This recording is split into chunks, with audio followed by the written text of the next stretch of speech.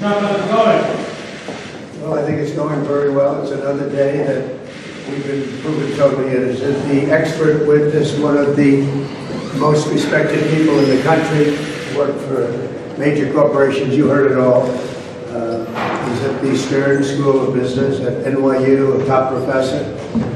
He reviewed fully the documents that this horrendous Attorney General put forth, and he found absolutely no fraud, accounting fraud of any kind.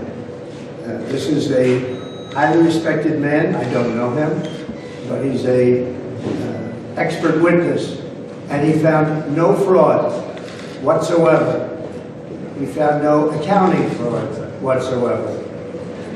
And like everyone else, he said, what are we doing here?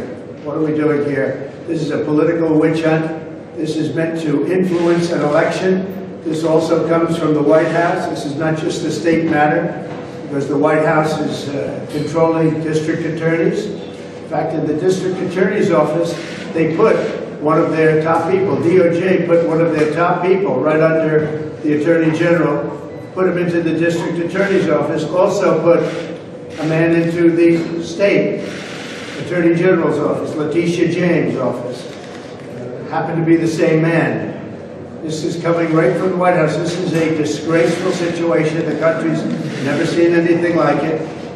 But this expert witness, highly respected by everybody, with a resume that few people have ever seen before, said there was no fraud, there was no accounting fraud, there was nothing. And this is what we're doing here while people are being murdered right outside on the sidewalks and the streets of New York, while people are experiencing horrible, violent crime at levels that nobody's ever seen in the city before.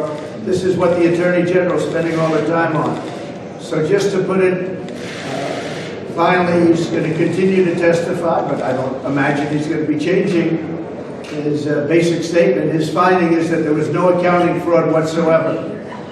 The statements that we put in were very conservative. They were the opposite of what they said. The accounting fraud, and the fraud was on behalf of the judge and the Attorney General, who took assets and made them numbers that were fraudulent. As an example, Mar-a-Lago. As an example, Doral in Miami.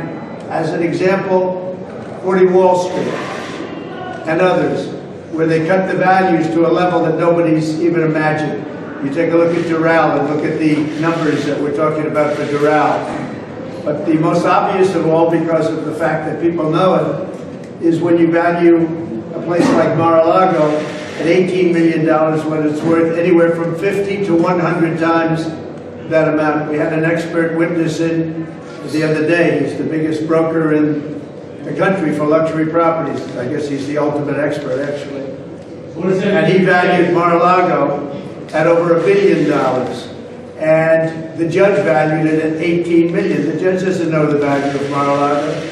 And the Attorney General is the one that convinced the judge to say that. It's a fraud. The whole case is a fraud. What they've done is they've weaponized justice, and this is coming from the White House, because I'm beating Biden by a lot, and this is coming right out of the White House. You know it, I know it, and they know it. So just to end this, the expert witness, one of the most highly respected people in the country for doing this kind of work, found absolutely no accounting fraud. This case should be ended. Also, the judge, as you know, was rebuked in that he was overturned by the appellate division of the New York State Supreme Court, which is a higher court, much higher court than where we are right now. The judge refused to acknowledge it.